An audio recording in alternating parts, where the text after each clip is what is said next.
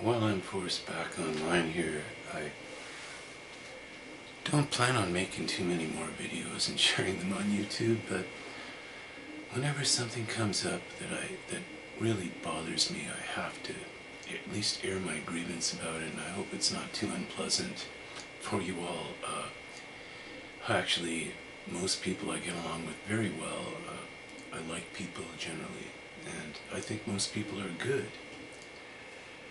It's unfortunate what happened to me, because it was at the hands of kind of psychopaths, who are of course not like most people.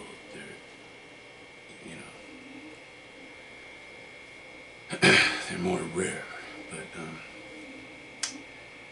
my problem, I think, when I look back to 17 years ago, when I first started sharing music, was that I'd already shared quite a lot of comedy.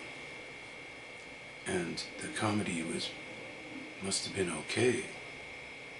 I mean, I didn't know. I wrote it, so how would I know? But a lot of it ended up on TV. In fact, most of it ended up on comedy shows on TV. And that was before I started sharing any music. I first shared music in 2007 on an account called Dreamer, no number, just Dreamer. In 2007, and about 150 songs, I think, I shared in that period, about 8-9 months, 2007. While I was sharing that music, my comedy was going on TV. So it seems that if you write comedy, it's going to mess you up. I kind of wish I didn't know how to write it sometimes, when I think how much it messed up my life and my music, because these comedians needed my comedy. And if my poetry was funny, they needed that too. So in a way, my comedy that I'd written before, that I'd shared before, I used to share cartoons and things before I shared music. And the experience I had with that, I guess, paved the way for what happened to my music, which was just a wholesale rip-off. A lot of big bands, big names, I've talked about them. My cassette was taken away from me, and it was my only copy. It's a long story, And then when I kind of made a bit of a comeback, I guess, by rewriting some of those old songs a couple of years later, I was kind of expected to go be a star with this music, and I'm sorry if I disappointed you with that, if you were looking forward to that, and I wasn't able to, follow through for you. But when you get older, your priorities change. And when I was in my 20s, I had my own band, and I wanted to be a star then. But by the time my music was getting ripped off on YouTube, I was 41. And I was a different person by then. I'd spent a lot of years alone, and I'd read a lot of philosophy. I'd become very idealistic and even kind of religious, I guess. And it wasn't so interested in being a big shot anymore. I just wanted peace, actually, and happiness within myself. And that was my reason for pursuing music and comedy, even though I shared it. What good is it if other people can't hear it, But my reason for producing it was really for myself. It was kind of like a way to kind of have an oasis from, this terrible world, be able to escape into my music or into my comedy or something like that. And that's a very fine motive, I think, for producing that kind of work. It has nothing to do with being popular. I was never interested in writing hits. But ironically enough, it was that attitude that made my music popular, that made quite a number of my songs hits. And once they were hits, if I didn't do them, somebody else was going to come along and do them in my place. And I've suffered through that now for the last 10 years and 15 years now. And I'm really hoping it's going to start to quit, and somebody else is going to come along so that they don't have to keep stealing my music. So because my music was written from a fine motive, I think it had the effect of making you trust whoever gave it to you. So, when it comes to trust, who's concerned about that the most? Actually, it would be corporations, the establishment.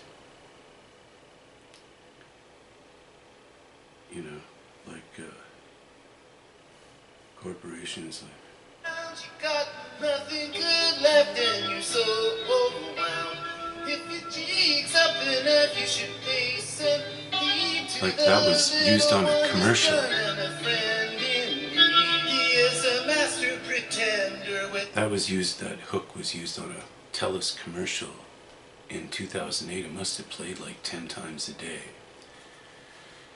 So trust, the establishment wants you to trust them, and the way they get your trust is to play you music that is popular, and give you comedy that is popular, and a lot of this came out of my blogs and out of my YouTube account, and I was never paid for that. Now, I never said I wanted money for it either, I don't think. I said I deserved money for it. If they're going to get paid for it, I should get my cut, my royalties.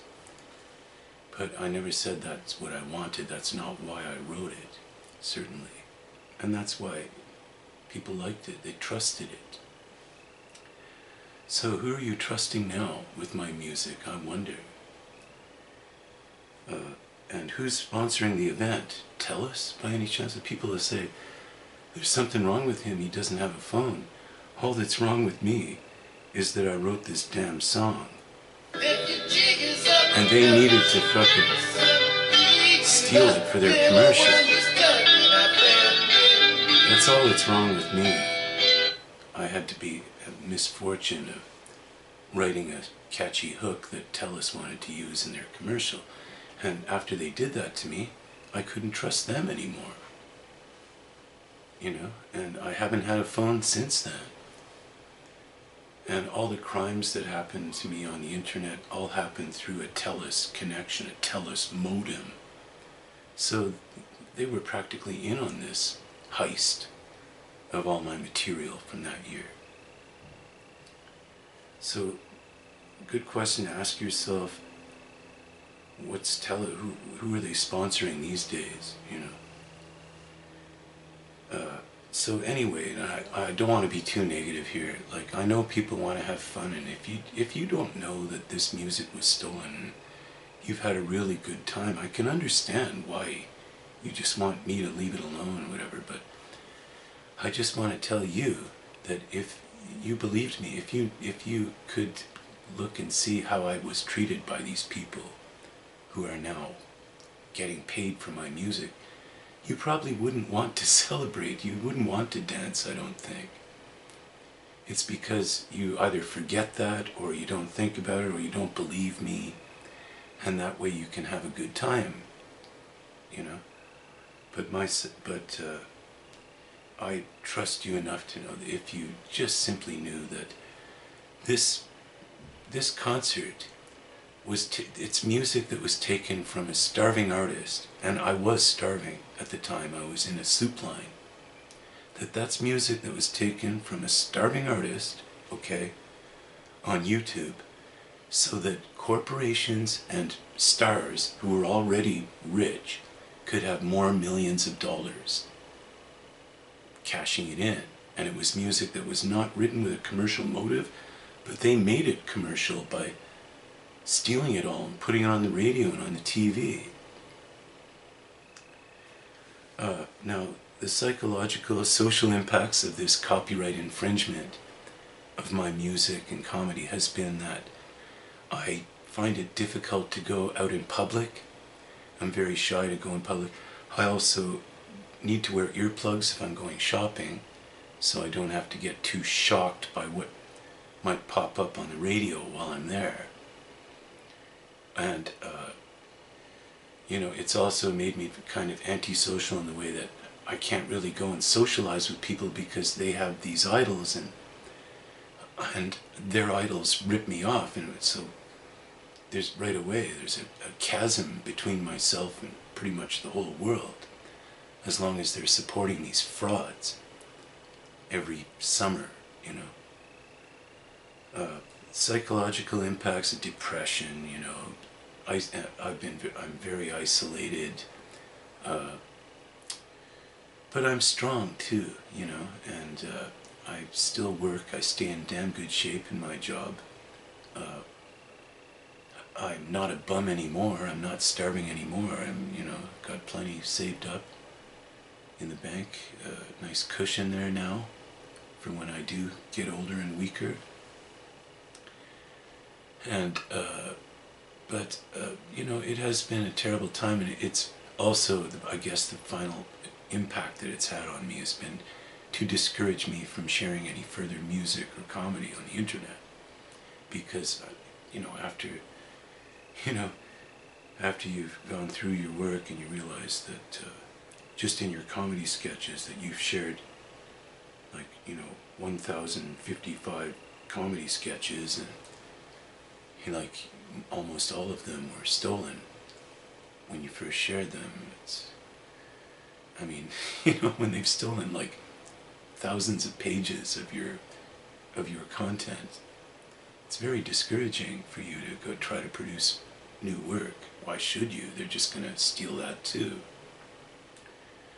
That is the final impact. And that's why I don't share work anymore. I don't have a phone, I'll repeat, because I don't trust the phone company after they took my music for their jingle. I gave up on the music in 2007 because I didn't want to be a tool of the establishment, to be used that way. And I must warn people that the ones who've taken my place have no problem being a tool of the establishment, and that as long as they're popular, you'll probably find that you have to pay more and more rent, and your cost of living will go up higher and higher, while they distract you with my music, make you feel good for a few minutes at a time. Just a warning. June 7th, 2024.